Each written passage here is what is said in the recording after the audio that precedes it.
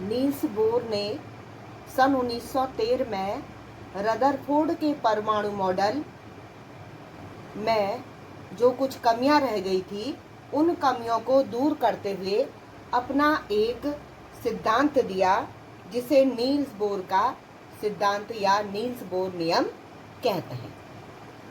तो रदरफोर्ड ने ये कहा था कि परमाणु के नाभिक में प्रोटॉन और न्यूट्रॉन का जो समस्त जो आवेश है वो आवेश धनात्मक होता है, क्योंकि न्यूट्रॉन उदासीन कण है और प्रोटॉन का जो आवेश है वो धनात्मक है। तो धनात्मक आवेश नाभिक का कुल धन माना गया, प्लस में माना गया या धनात्मक माना गया। और रदरफोर्ड ने ये कहा था कि नाभिक के चारों ओर इलेक्ट्रॉन वृत्ताकार कक्षाओं में घूमते हैं। तो कुछ बातें रदरफोर्ड की जो थी वो उन्हें सही लगी और जो उन्हें कमी मालूम पड़ी तो उन कमियों को दूर करते हुए नील्स बोर ने अपना परमाणु मॉडल दिया।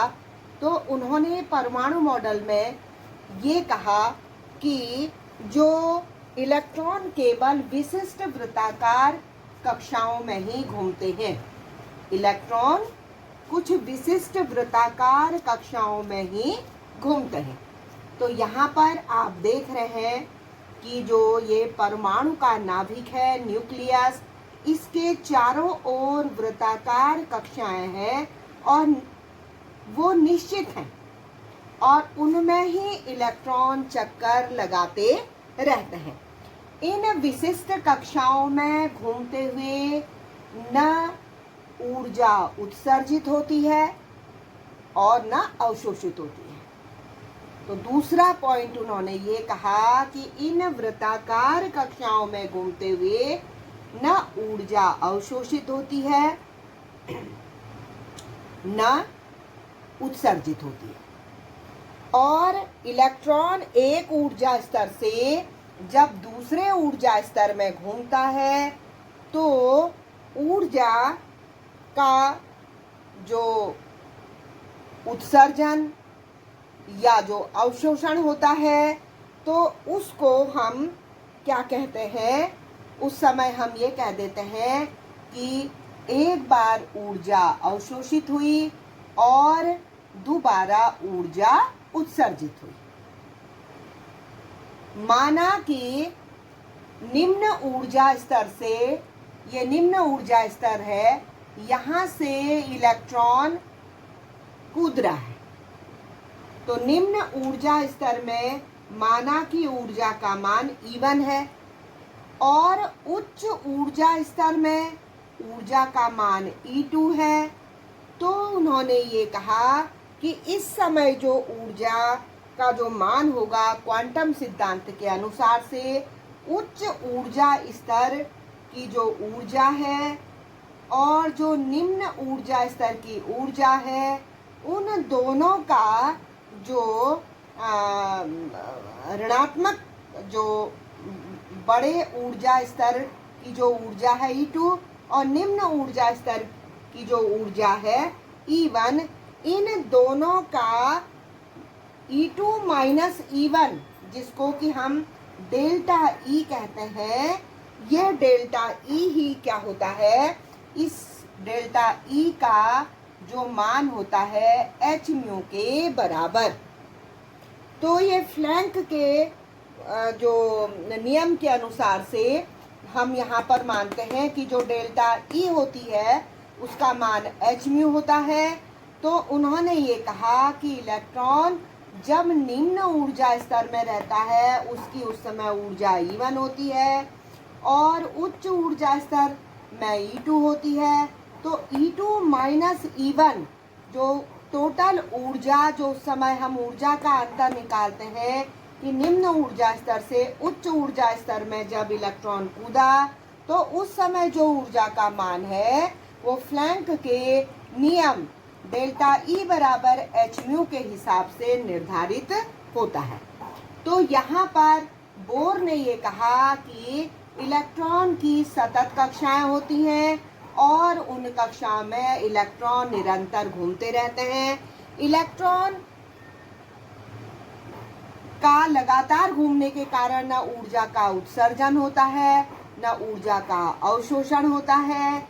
लेकिन जब इलेक्ट्रॉन निम्न ऊर्जा स्तर में से उच्च ऊर्जा स्तर में यदि इलेक्ट्रॉन कूद रहा है तो जो उस समय ऊर्जा का मान निकलेगा डेल्टा ई, वो प्लैंक के क्वांटम सिद्धांत के अनुसार निर्धारित होगा।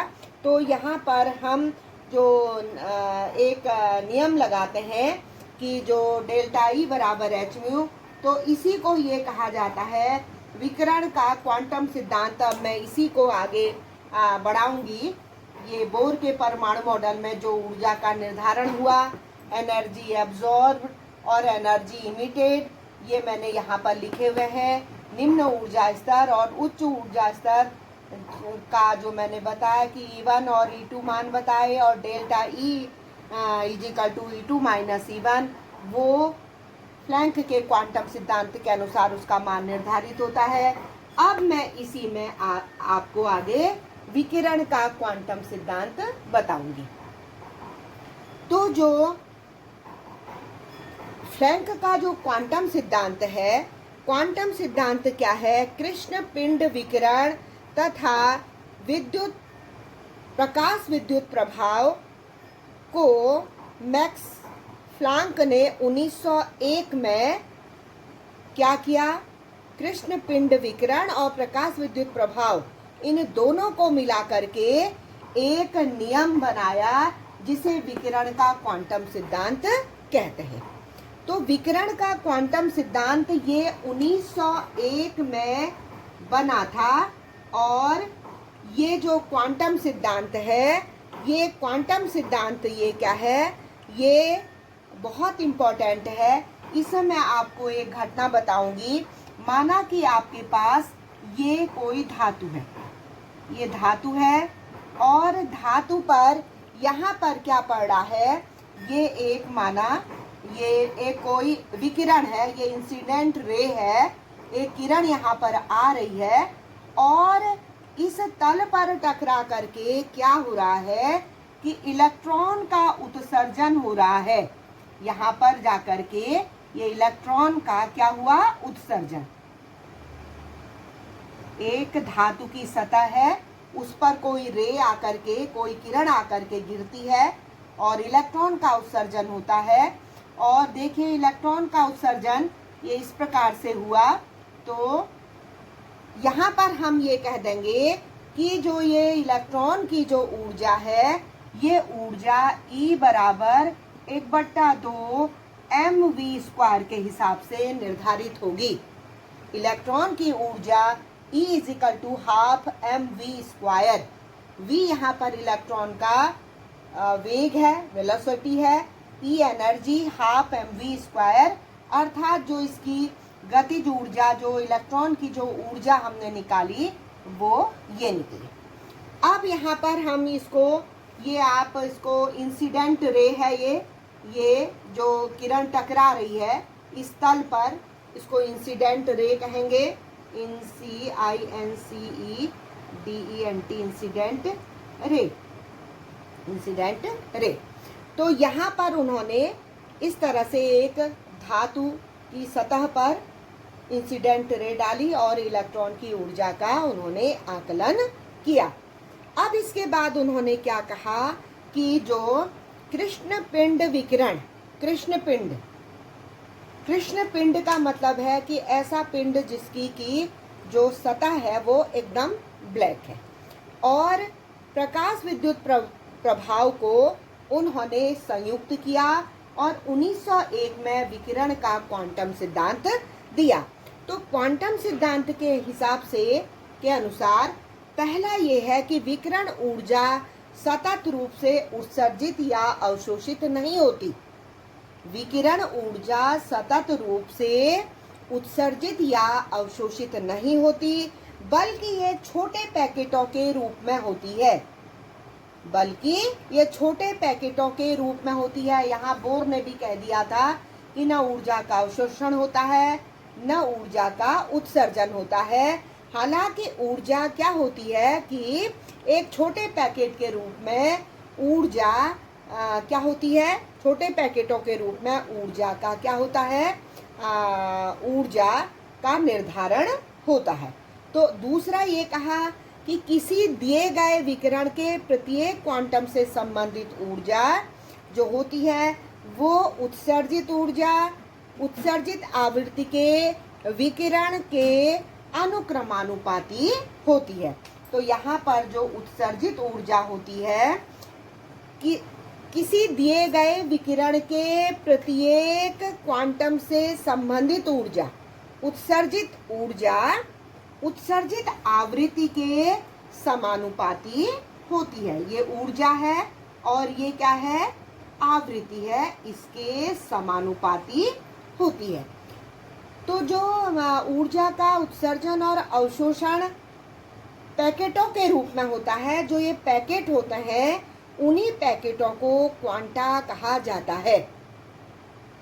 जो उत्सर्जन और अवशोषण का जो निर्धारण होता है वो छोटे पैकेटों के रूप में होता है, उन छोटे पैकेटों को ही क्वांटा कहा जाता है।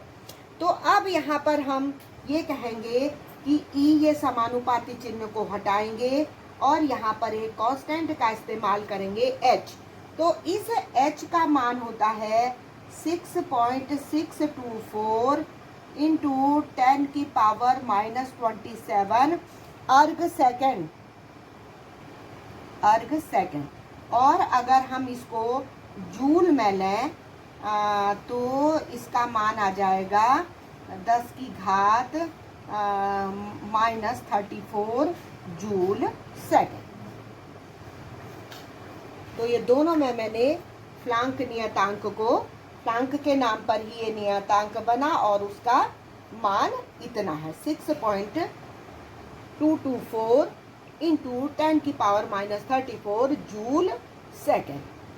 अब यहाँ पर किसी पिंड द्वारा उत्सर्जित या अवशोषित ऊर्जा या तो एक क्वांटम होती है या इसका एक सरल गुणक होती है। किसी पिंड द्वारा उत्सर्जित या अवशोषित ऊर्जा या तो एक क्वांटा होती है या इसका सरल गुणक होती है। तो हम इसको यूं भी लिख सकते हैं n इंटू एच म्यू, ये भी लिख सकते हैं। तो n का मान यहाँ पर 1 2 3 4 इस तरह से कोई भी अंक हो सकता है। अब आपने पढ़ा है c = म्यू लैम्डा, ये पढ़ा हुआ है प्रकाश का वेग बराबर होता है आवृत्ति गुणा तरंग दैर्घ्य। क्या होता है ये, आवृत्ति गुणा तरंग दैर्घ्य।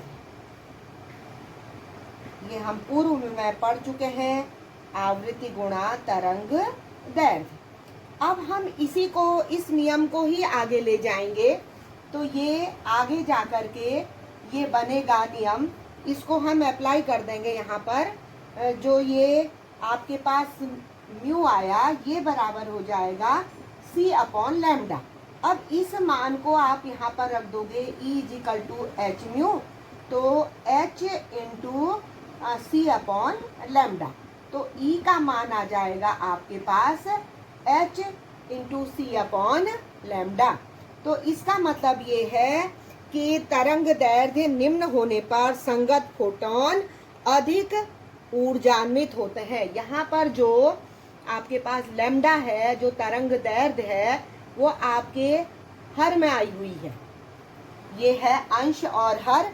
तो तरंग दैर्घ्य का मान यदि कम है तो फोटोन क्या होगा कि जो फोटोन की ऊर्जा होगी उस ऊर्जा का मान ज्यादा होगा, और अगर इस लैम्डा का मान अधिक होगा तो ऊर्जा का मान क्या हो जाएगा, कम हो जाएगा। तो इस पर डिपेंड करता है ऊर्जा का मान। अगर क्या है कि तरंग दैर्घ्य कम है, निम्न है, तो उस समय फोटोन की ऊर्जा अधिक होगी, और अगर तरंग दैर्घ्य का मान अधिक है तो उस समय फोटोन की ऊर्जा कम होगी। इसका लैम्डा का मान कम होने पर अधिक होगी और लैम्डा का मान कम होने पर ऊर्जा का मान क्या हो जाएगा यहाँ पर, मतलब एक दूसरे के ये अपोजिट है। इसका मान कम होगा तो ये ज़्यादा हो जाएगी, और इसका मान यदि ज़्यादा है तो ये कम हो जाएगी, अर्थात एक दूसरे के विपरीत व्यवहार करेंगे। तो बोर ने भी अपने परमाणु मॉडल में यही समझाया कि सतत वृत्ताकार पथ में इलेक्ट्रॉन घूमते हैं, लेकिन ऊर्जा का न अवशोषण होता है न उत्सर्जन होता है। वो जो ऊर्जा होती है वो पैकेटों के रूप में रहती है, उसका मान पैकेटों के रूप में निर्धारित कर लिया जाता है कि निम्न ऊर्जा स्तर में अगर इलेक्ट्रॉन है तो E1 मान लेंगे ऊर्जा, और उच्च ऊर्जा स्तर में है अगर वह E2 में कूद रहा है तो E2 minus E1 equal to delta E. तो डेल्टा ई जो है वो डेल्टा ई जो है वो ऊर्जा का क्या है, अंतर है कि ऊर्जा का उत्सर्जन और अवशोषण का वो अंतर है। और उसी को आगे बढ़ाते हुए फ्लैंक ने ये कहा कि प्रत्येक जो विकिरण है, विकिरण जो किसी दिए गए विकिरण के प्रत्येक क्वांटम से संबंधित ऊर्जा और आवृत्ति की जो विकिरण होती है वो एक दूसरे के अनुक्रमानुपाती होती है। उसी ऊर्जा को फिर हम इस रूप में आगे को निकालेंगे। तो ये हो गया आपका एक फॉर्मूला निकल आया, E equal to H into C upon lambda. तो ये हो गया आपका ये जो हुआ विकिरण का क्वांटम सिद्धांत। अब इसके आगे जो बोर का जो परमाणु मॉडल था, तो उन्होंने फिर ये बताया कि इलेक्ट्रॉन जो है, इलेक्ट्रॉन की जो कक्षाएं जो मैंने दिखाई थी K L M N, K का मान 1, L का मान 2, N का मान M का मान 3 और N का मान 4। इस प्रकार से जो N के विभिन्न मान होते हैं, तो उन्होंने इलेक्ट्रॉन की विभिन्न कक्षाओं में जो संख्या का जो निर्धारण किया वो 2n स्क्वायर के हिसाब से किया। तो n की वैल्यू प्रथम k इजिकल टू 1 के लिए इलेक्ट्रॉनों की संख्या, इलेक्ट्रॉन की संख्या प्रथम कोष k में इलेक्ट्रॉन कितने घूमेंगे, ये घूमेंगे 2 इंटू 1 का स्क्वायर इजिकल टू 2। अब ऐसे ही k equal to L equal to 2 के लिए इलेक्ट्रॉन की संख्या जो वृत्ताकार कक्षा है दूसरी कक्षा में कितने इलेक्ट्रॉन होंगे, 2 इंटू 2 का स्क्वायर अर्थात 8। ऐसे ही m इजिकल टू 3 के लिए 2 इंटू 3 का स्क्वायर, तो ये हो जाएगा 2 इंटू 3 का स्क्वायर, ये 18। अब n के लिए 4 हम मान रखेंगे, 2 इंटू 4 का स्क्वायर अर्थात ये 4 का स्क्वायर लोगे 16 को 2 से गुणा करोगे 32। अर्थात पहली जो सतत कक्षाएं होती हैं, पहली सतत कक्षा में 2 इलेक्ट्रॉन, दूसरी सतत कक्षा में 8 इलेक्ट्रॉन, तीसरी में 18 इलेक्ट्रॉन और चौथी में 32 इलेक्ट्रॉन के रहने की संभावना होती है। तो बोर ने ये 2n स्क्वायर के हिसाब से फिर अपने इलेक्ट्रॉनों का संयोजन बताया कि पहली कक्षा में कितने इलेक्ट्रॉन, दूसरी में कितने, तीसरी में कितने। पहली कक्षा k इजिकल टू 1, दूसरी कक्षा L इजिकल टू 2, तीसरी कक्षा M इजिकल टू 3, चौथी कक्षा N इजिकल टू 4 के इलेक्ट्रॉनों का निर्धारण किया। तो इस प्रकार से आज आपके बोर का परमाणु मॉडल और विकिरण का क्वांटम सिद्धांत, इन दोनों में किस तरह से एक संबंध था उसको मैंने बताया, और आप लोग इसे अच्छी तरह से याद करें। Thank you.